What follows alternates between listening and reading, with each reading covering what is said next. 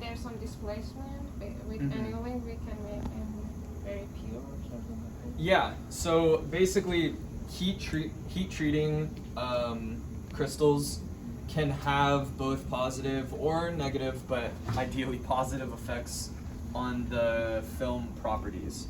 So maybe if there are like defects in the crystal, by applying heat to it, you can give those defects enough energy to move and hopefully, like, say, go to the outside of the film.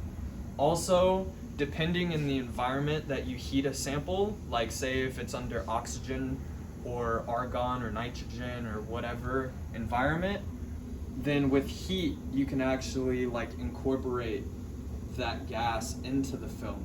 So say in some materials maybe oxygen is a good passivator. Like if there are vacancy defects in your film, oxygen could fill those vacancies and improve the material quality. Stuff like that. Also, if you heat up some crystals high enough, you can undergo recrystallization. So maybe there are like parts that are separate crystal grains, like in polycrystalline films, but if you heat it past a certain point, they'll start to kind of meld together, and that can improve technically all three. But if you're using all three together, then either you want them all to be the same temperature, or you want them to be pretty close to each other. But if one of them's too hot, then its heat is probably going to bleed over into the other ones, you know? So like say if you set this central one to 1,000 degrees and you want to heat this one at only 300 degrees, right? That's not going to be possible because this one's going to get so hot that it'll just inductively heat this one too. So you have to, usually I would say if they're next to each other, 100 degrees is the maximum difference I would heat it. And usually I've never actually done 3 at the same time. I've always done 2. And when I do 2, I actually just put one in this far one and one in this one so they have the largest separation.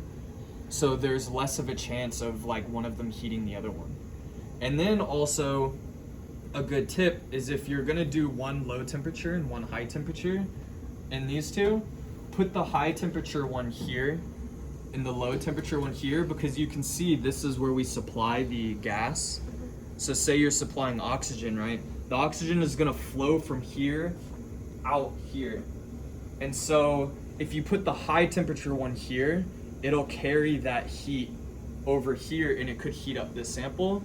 So if this one's low temperature, even if the heat is carried from it, if this one's at a higher temperature already, it's not going to affect it, right? So yeah, that's really it. And you can connect whichever bottle. I think this is nitrogen. We have nitrogen hooked up to it right now. We also have, this one's oxygen, and I think the other one's probably argon. Nitrogen and argon are both inert gases, which means they actually are really good for not reacting with your film. So that when you heat your film, it's just the heat that's gonna affect your film and not any particles and elemental like particles in the air. Oxygen, on the other hand, is something that we sometimes use because we actually want it to be incorporated into the film. And then other times you can just supply nothing and just have air. And that's also fine. Also, you can just not supply anything. You can close this and actually attach a pump to it and pump out all the air in here and simply heat it up under a vacuum. So you know for sure nothing is gonna get into your film. No nitrogen, no oxygen, no argon, nothing in the air. It's just raw thermal energy and that's it.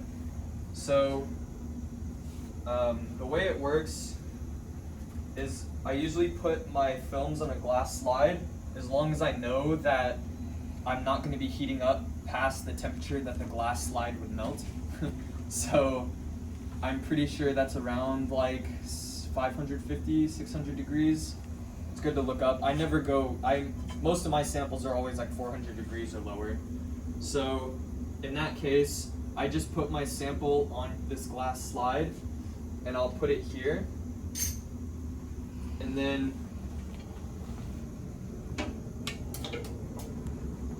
I just use like a stick or something to slide it into the place that I want it to be, say in the middle. Mm-hmm. And then you would close this, and we have these screws here.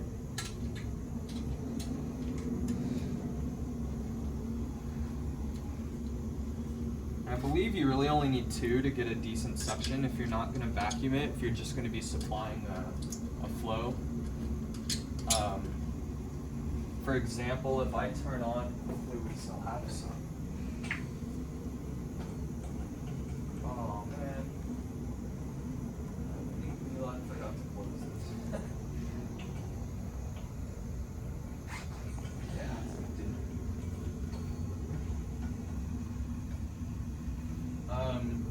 anywho, whatever we supply, whatever like source you choose to supply, it runs through here, and this is a basically flow controller that we can control the amount that flows through this tube. So because we're closing this end and it's coming out of a little thing here, you don't want to flow too much into there, otherwise the pressure, especially when it heats up, the pressure in here is going to get really high and it could burst the tube. But at the same time, you want enough of a flow that your film is effectively like bathed in whatever environment you want it to be in, oxygen or nitrogen or whatever. So using this flow controller, you can control the amount, and then we have this cool little setup here where it flows out and into here and it'll bubble. And when you do it right, you should just see like a couple bubbles rising every second.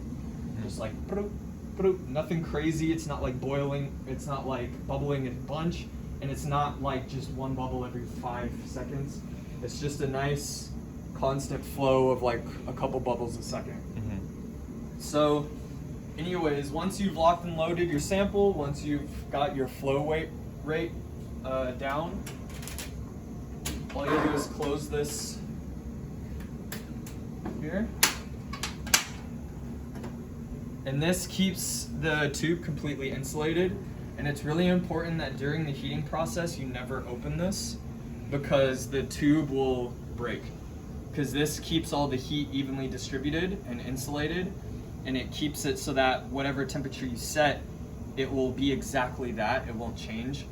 However, if you open it, it'll quickly cool down the outside of the tube just from air, and the heat will escape, and there will be this really large heat difference between where the heater is supplying the heat and then the air out here cooling it, and the tube will crack and break, and then we have to replace the tube, which has happened.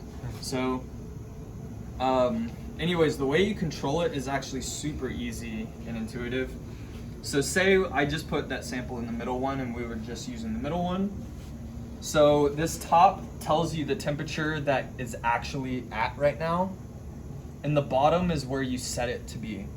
So if I click here, this is at step 1, means, let me see.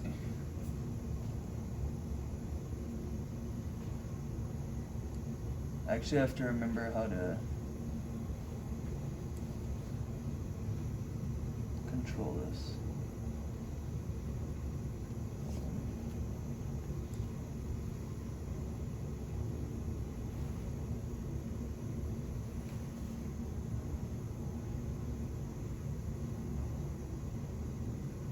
Dang it. I always forget how to get it into the menu.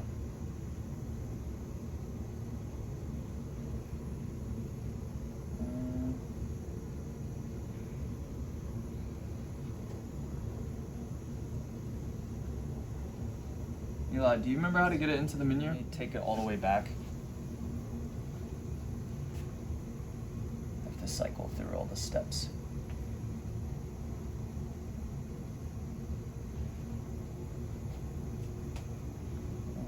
Dang, how many steps are there? Okay, here we go.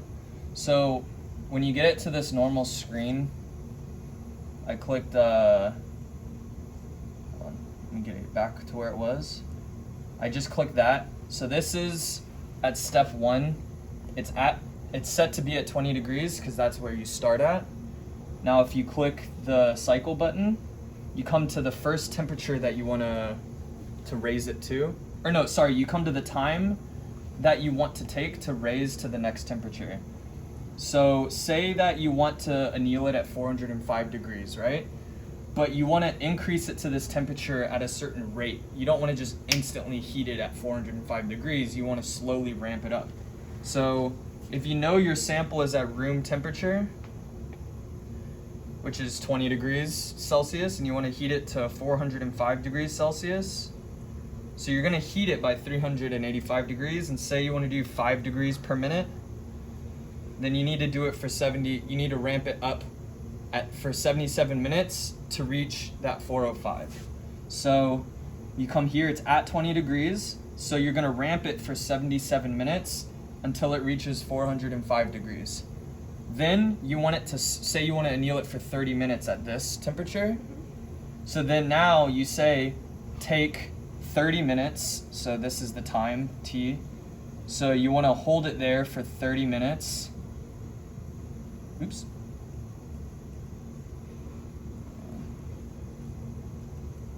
Boom. Hold it there for 30 minutes, and then to stay at 405. So that's setting the next temperature. So by keeping it at 405, it'll actually just keep it there for that 30 minutes. Then you want to take it 77 minutes to get to the next temperature, which is cooling it back down to 20. So, and that's it.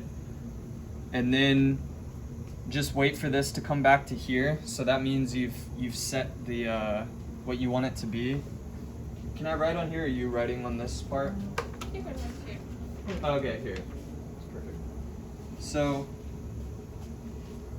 basically it's similar to this figure here. We have this is time, and this is temperature. So if this is room temperature at the bottom right, what we did was we increased it to 405 degrees Celsius with a slope of 5 degrees per minute. And then we maintained it, and then we brought it back down with the same slope, right? And this point here is 77 minutes. From here to here was 30 minutes. And then same thing here to here was another 77 minutes. And so that's just what we set. And once it's ready, like once it comes back to flashing here, all you have to do is hold this button, run/hold. You just hold that, and now it'll be flashing run. And now you'll see this light blink, and it just is steady, while you see the other ones are saying stop. So now, if I were to turn it on, you see that the central light is blinking because that's the only one that's on, and it'll start following the program that you set in here, okay? And now you can tell exactly how long it's gonna take because you can, 77 minutes times 2 plus 30 minutes, that's how long it's gonna take. The only thing that you'll actually have to think about is when it cools down, there is no actual cooling mechanism built in here. So this obviously is a heater to heat it up, but it's not like there's some fan in there or like some liquid cooling apparatus that will cool down your sample. It's purely just, all it will do is turn off the heater, and that's how it cools it. And if it cools too fast, it'll use the heater to slow down the cooling process. But the fastest it can cool is just by turning off the heater. So once it gets below like 200 degrees, it actually will cool down most likely slower than what you set it to. So you may come back and think that it's done, but the real temperature is still like over 100 degrees Celsius, which is higher than boiling, right? So you don't want to open this yet, because that could crack it. And if you touch the thing, you may burn yourself if it doesn't break. So it's always important that when you come back and you think it's done, to double check what the temperature actually is. If it's over 100 degrees, just wait. If it's below 100 degrees, it's fine if you're in a rush. Otherwise, I would just wait. And what's cool about this machine is it's so automatic. Like, you can I usually will just put in a sample and just take it out the next day, you know, and it's fine. So, and that's really it. And so then once you're done, you can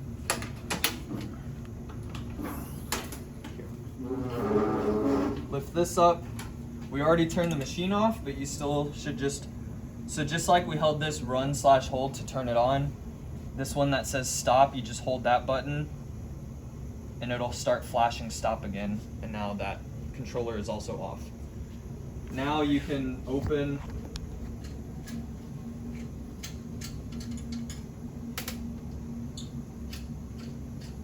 this up. And then instead of the stick, I use this one to take my sample out because it has this little hook. So I hold it against the top so you don't accidentally hit your sample, and then drop it down and just go like this. Boom. And then you can use tweezers or just use your hand, but in case it's hot, just use tweezers to pull it out. And that's it. And then just remember to turn the gas off, whatever you use. And that's all. So it's really simple. It's very automatic. As long as you remember to set the correct flow and how to load your sample in here, all you have to do is set whatever the sequence is on here. Usually it's a very simple one-step sequence like I showed you. You just want to heat it up to a given temperature, hold it there for however long, and then ramp it back down. This does have the capabilities to do a lot of multiple steps, like you see here.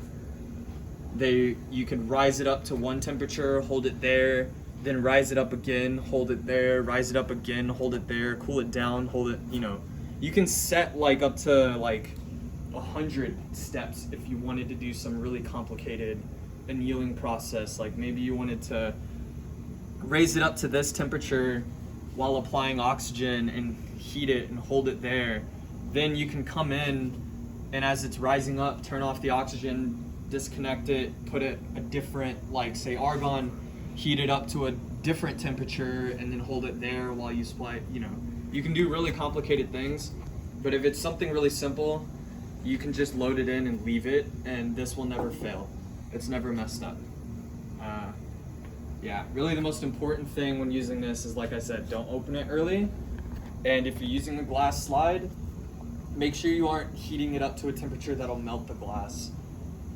Because that happened once. This guy put it in and heated it to like 900 degrees, and he used that glass slide, and he thought those glass slides were quartz, which is what this is. Quartz is a really high melting point form of glass. But instead it's actually borosilicate, which is not actually a crystal. It is a amorphous glass, cheap glass, and that melts at like 550, 600 degrees, I think. So it actually melted to the glass down here, and it cracked the whole thing and broke it, so we had to replace it. And we actually have a replacement tube in this.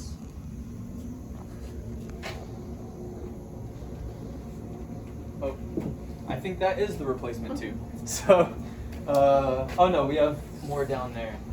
Yeah, so those are replacement tubes. It does happen. Also, sometimes you'll like be heating up a really nasty sample that can contaminate this glass, so that if you put another sample in there, it'll get contaminated.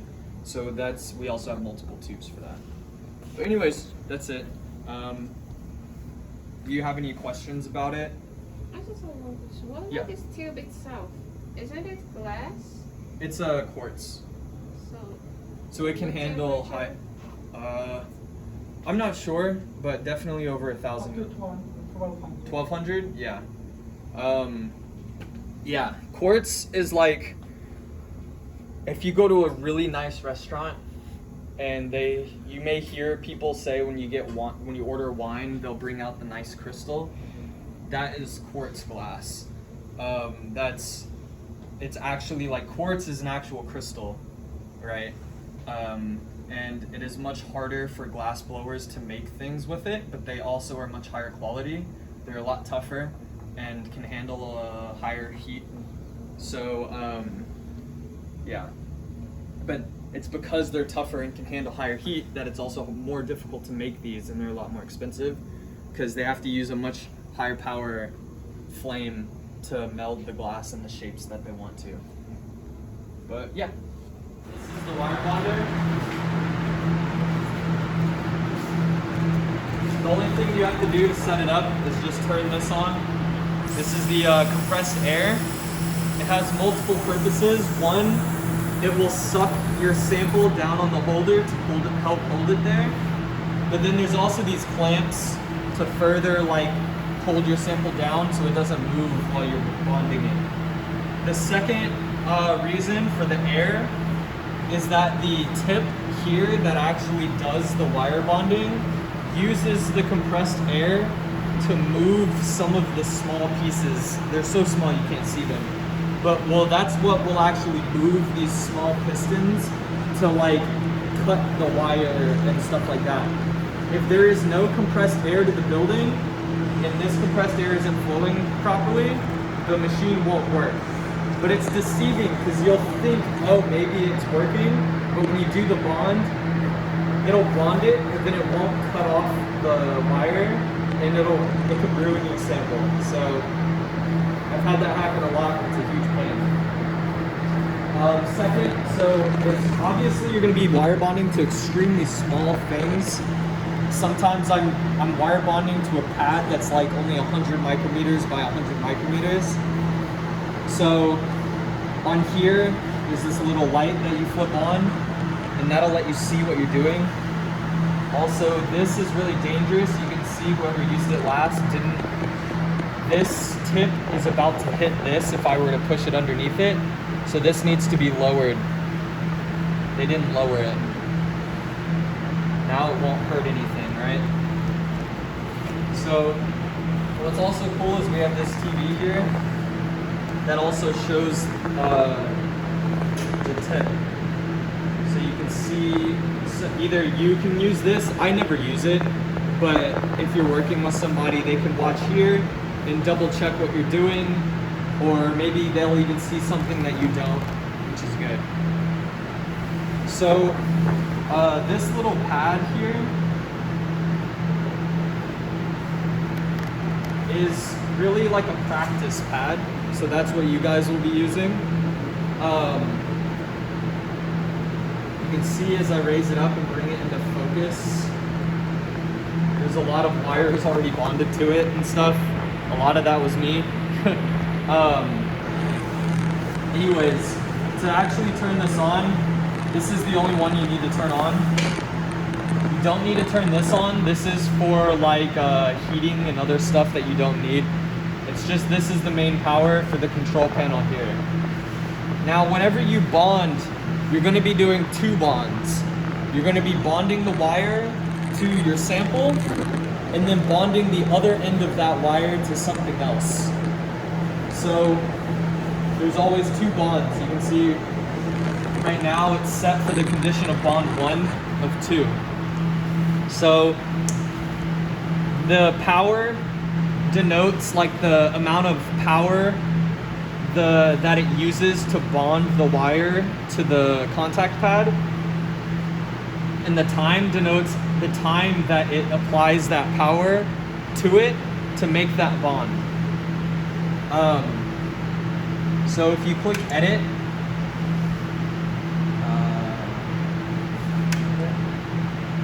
okay, so bond 1 of 2, it's currently set to 200. It suggests 300. Anything above 100 will still suffice, and there's almost never a reason to go over 300. So, and then same for bond 2, I guess, is currently also set at 200. And then the time for bond 1, 15 milliseconds. Anything between, I guess, probably the lowest you would ever go is 5 milliseconds. But even then, usually like 10 or 15 is what I would set it at the lowest. And then there's no reason to really go higher than 30. And then same with Bond 2. So if you wanted to change it, you would just hold up, hold down, whatever to change it to whatever you want. And then click escape when you're done. So just FYI, the only reason you would want to change this to be like, say, lower power and a lower time is if your sample is really delicate and the contact is really easy to deform or to mess up, which can be the case on a really small sample. Because when you think about it, if you have a pixel and the contact pad is a certain area, the amount of area that it is the surface tension it'll have to keep it there. So the smaller and smaller it is, the less and less surface area it takes up, the less and less sticking coefficient it has, so it's easier to accidentally remove it. So if you're dealing with something like sometimes I do, where it's only 100 by 100 micrometers, it's really easy when you bond that gold wire, when the contraption lifts up, it may lift up the pad and completely ruin your sample. So that's why you would maybe want to use a really low power and a really low threshold time, so that the bond doesn't press so hard that when it lifts back up, it brings the pad with it. However, it still needs to be high enough to form the bond in the first place. So that's kind of like the tricky thing you have to figure out with your samples. Every sample can be different depending on its size and the thickness of the contact and what material the contact is, if it's gold or chromium or copper. And then the second bond is usually for the outside pad, which is usually a lot more robust because it's not your sample. And that you can set, you can actually set that to simply be the suggested 300 at 25, high power, long time, and it'll be fine. It's not gonna hurt anything.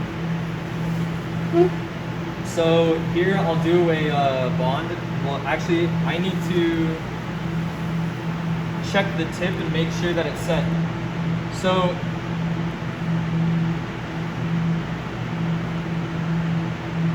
trying to get it into focus. Okay. So the wire threads from behind the head. It comes in between. You see there's a slit in between here. It comes through that, and then there's a hole, like a needle hole in the tip of this that the wire is threaded through. Now when it bonds, this tip will press the wire in, and it'll sonicate it, and it'll bond it to the gold.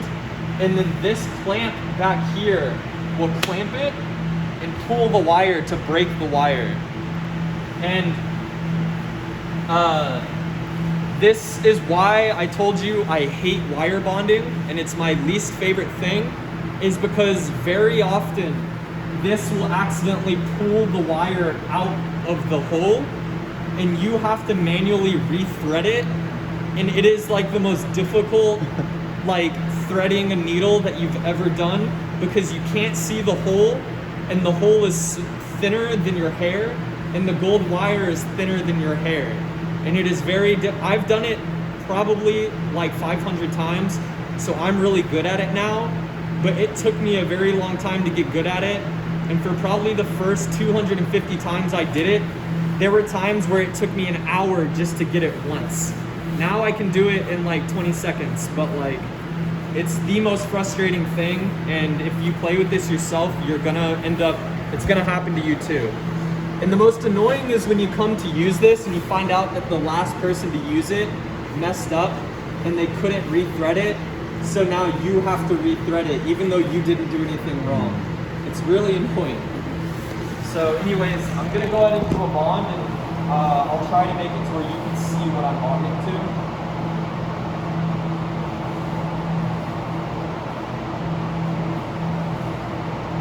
The way you actually do the bond, this controls the head. You want to lift it up so while you're moving it around, you don't accidentally hit something. And then when you're ready to bond, all you do is bring it down and make contact, and you'll hear a noise. And then you lift it up, and you can pull this back, and then bond again. always, whenever you do the bond, always pull back so that the wire is being pulled this way, never backwards. Because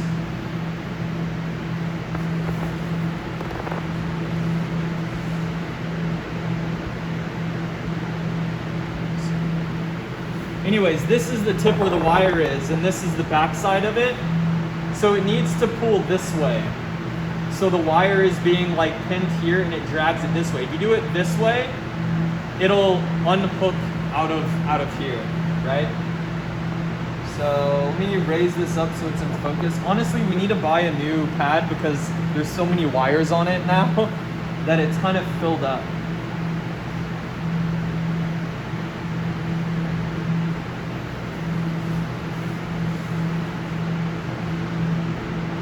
Okay, here we go. So let me see if I can make... Okay, I'm gonna just do a really small bond from this part of the O to this part of the O, okay?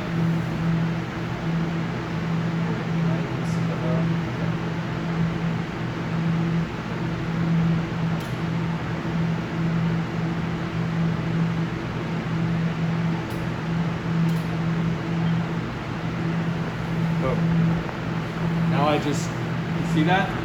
And after you've done a bond, when you look at the tip, you want to see that there's still that bright piece, that there's still a little bit of wire sticking out. If that wire is not there, it means that it unthreaded and you're going to have to rethread it. And these are the tweezers we use to thread it with. These are really sharp point tweezers. They're super nice quality. Never use these for something else. This should only ever be used for this wire bonder. And if you see somebody else say something to them or tell a Gangyang, and they'll probably get in trouble because these are for this, and if these ever get ruined or if this gets blunted, it makes rewiring this impossible, and nobody will be able to use this until we get new tweezers.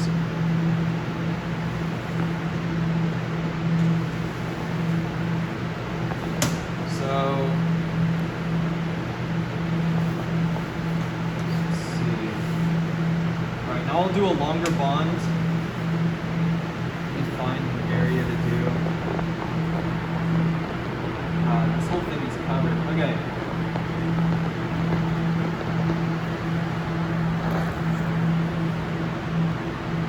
I try to do it from this one to this one up over here. So I'll try to do it to where you can see it and I can see it. Oh, there's a wire in the way.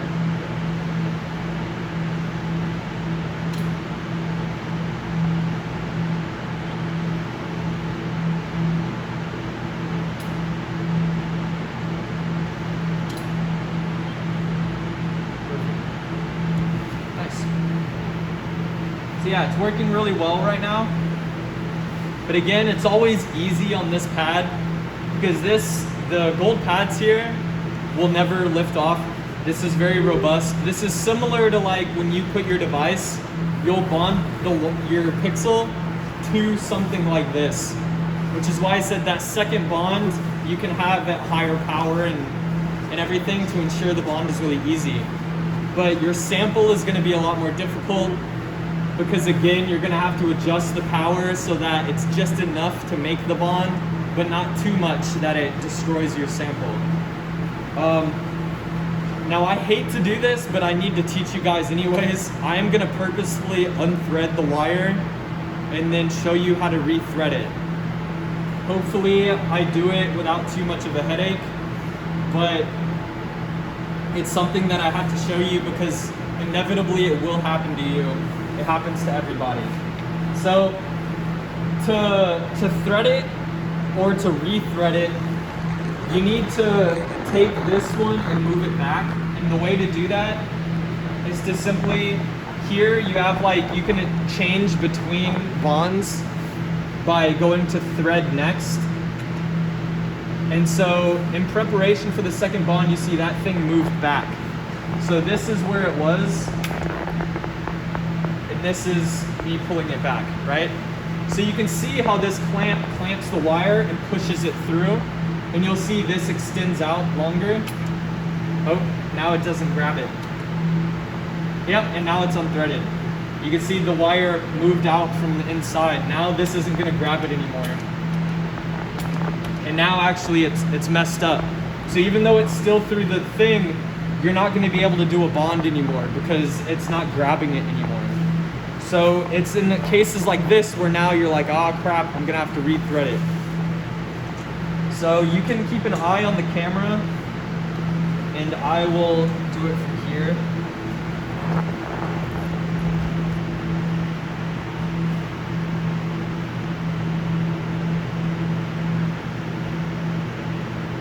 So what you'll usually do is pull it out, and a lot of times the tip of the wire can be a little bent, and that makes it impossible to thread through the needle, which is the tip of this here.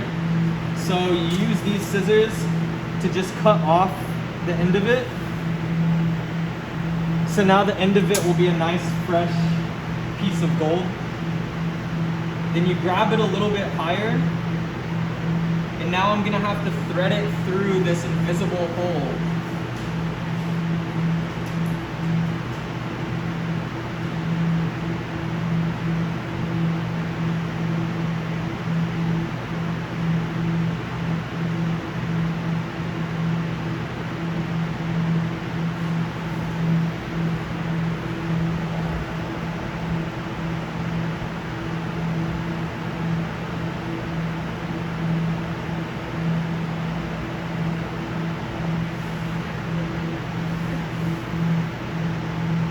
Then you slowly pull it through, and you want this wire, the back side of it, to make sure that it's gonna go in between the two clamps here, right? And you need to pull it tight. You can't have it be loose like this. So slowly pull it through, and you can see it's in front of it, but I'm gonna pull it a little tighter before I readjust it. Here. And now that it's through and it's in between there, because there's no tension on here, it's still really loose and it's actually hanging below this. So you need to pull it through and pull it tight, and then click that and it'll grab it. And then you can just cut off the end out here. And there's still that extra piece there. And then just bond that to something to get rid of it, and it's already on bond 2, so whatever I bond it to, it's just gonna break it off there. Find somewhere where I can break it off. I'll do it on that bow again. Boom, and now it's working perfectly again. So now if we look at the tip, we can see that it's through, and there's that little piece sticking out the front of it. Now it's working fine again. So you can see how big of a pain that is to thread. In the beginning, it might help to look at the camera here. So the way that it is the hole is right behind this thing right there. I've done it enough to where I can look back here and just kind of mess with it until I get it. But that can be really difficult, so it can help to use this camera. But yeah, that's it. And when you're done with the wire bonder, it's best, if you're ever having trouble, try to fix it before you finish.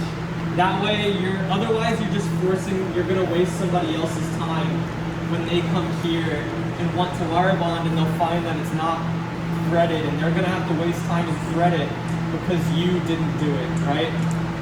So it sucks because not everybody will do that, and there will be times when you show up to use it and you're gonna have to spend a lot of time re-threading it because the person before you didn't do it. But the best way to solve that issue is to encourage everybody to do it. So yeah. So now we'll go ahead and I want to see if we have an extra one of these. I don't think we do. But...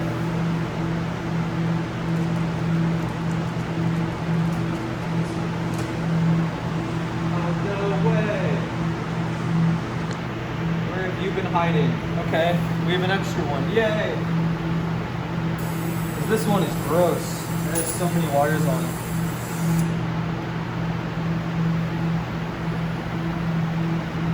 Yeah, this is good. Okay.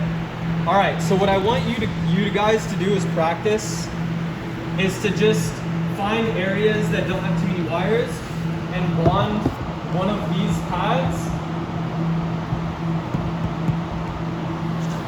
Okay. So what you guys to do is just find a good area here and bond one of these pads to the big pad. So do exactly what I'm going to do now.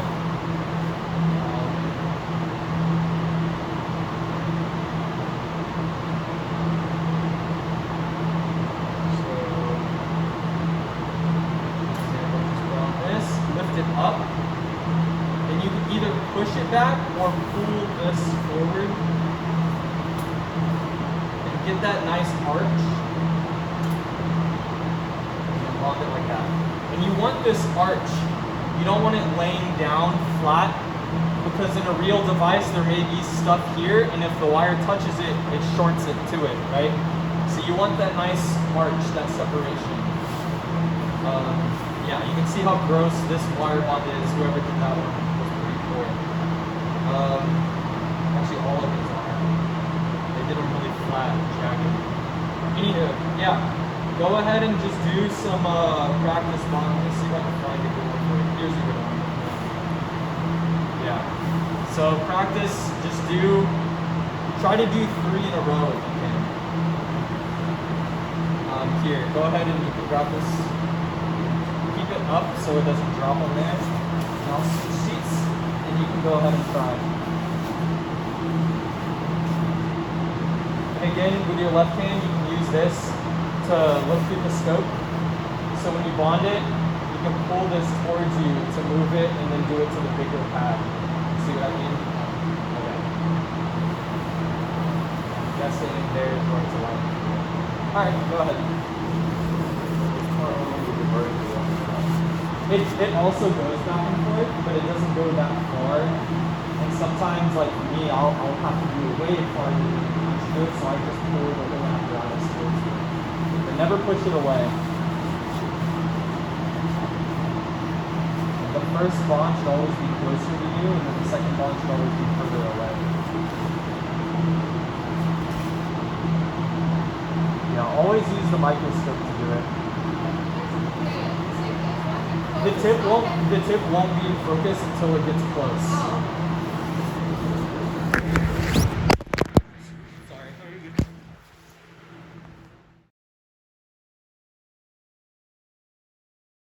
I could wait for you to hold it. Yeah. Okay. So for the first bond, you want to bring it down slowly, and then hold it there, and then lift up lightly, and lifts. Oh, I guess it detached. Go. So whenever it pulls up like that, always lift it up, press thread up, and then thread next to push it farther through.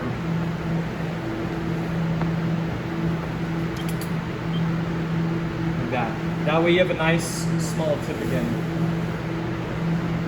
Anyways, so actually that means that for this one we probably need to increase the power. So let's actually edit it. Go to bond 1 of 2, and we'll go ahead and increase it to the suggested. We'll go to 300. Click. Oh, this one will always, whenever you set one, it'll ask if you want to copy paste it to the other one. I always say no. And then for bond 2, we'll just keep it what it is. And then for bond 1, increase it up to 20, close to the suggested. No. And then escape. Okay, so now we're at 320 for that first bond. Hopefully that should form the bond better. So I'll try it again on this one to here.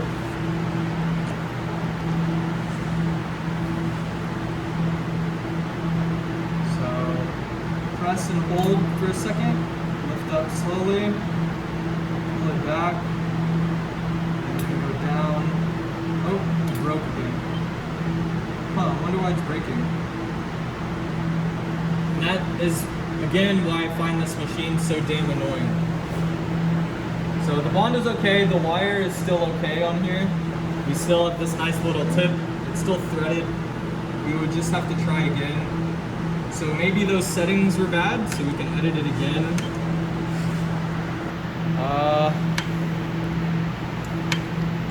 Let's go to 250. So now we're in between. It was at 200, then I put it 300. Let's try 250. The second bond seems to be fine. And then, let's see, we'll go to,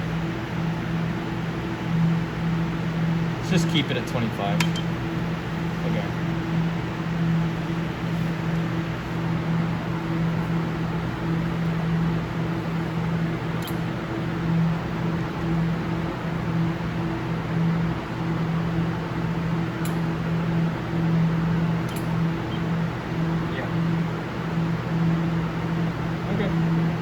So yeah, just want to do it nice and slow. Right when you press it, you'll see this thing open. The reason it opens is because that way you can drag the wire and it'll pull it, because the clamp, it won't hold the wire.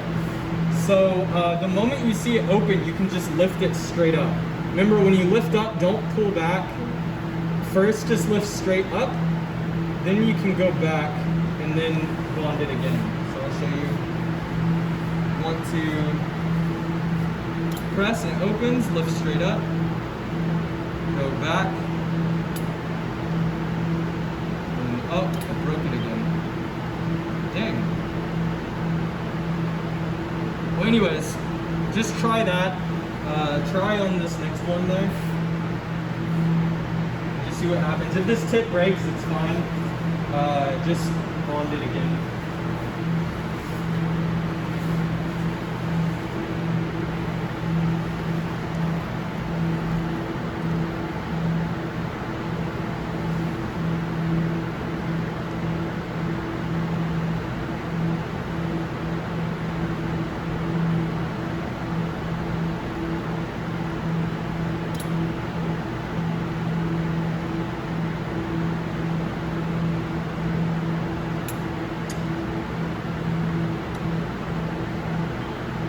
Okay, go ahead and press it down on the big one.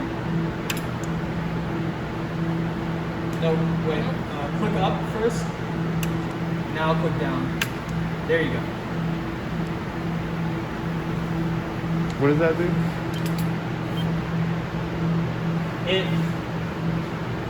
Okay, that was perfect. All right, I'll hold it up, and I'll just describe what that does.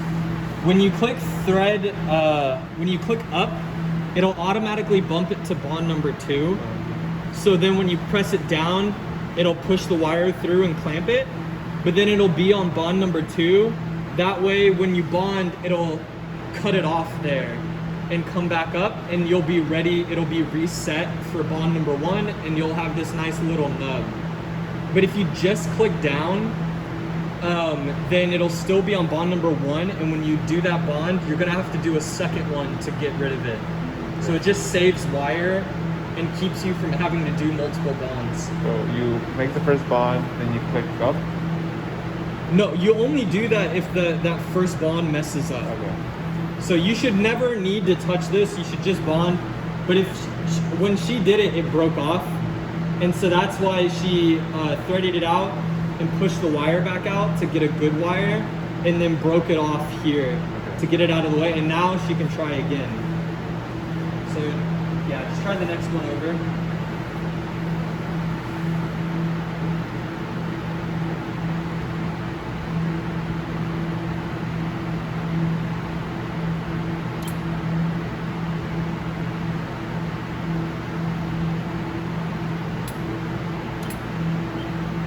Perfect.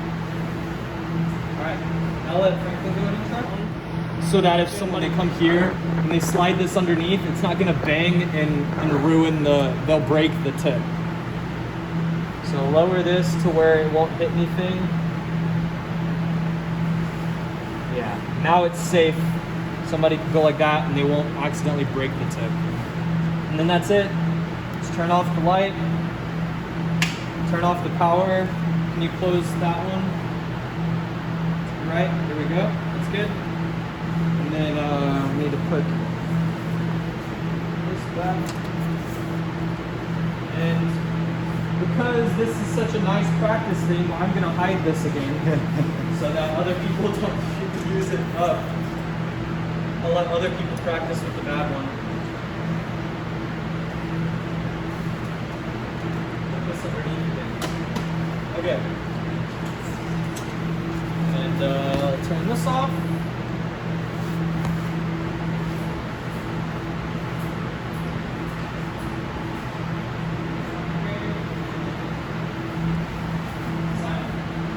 That's it. So, yeah, that's it. You can see how annoying that wire bonder is. It's my least favorite thing, especially when you've worked so hard to get a device all the way to the point where you've grown it, processed it, etched it, made everything, did the contacts, and now all you have to do is bond it, and then it ruins your whole sample. And you're just like, well, I just spent a week making this sample and the wire bonder ruined it. It's the most annoying thing ever. So, yeah.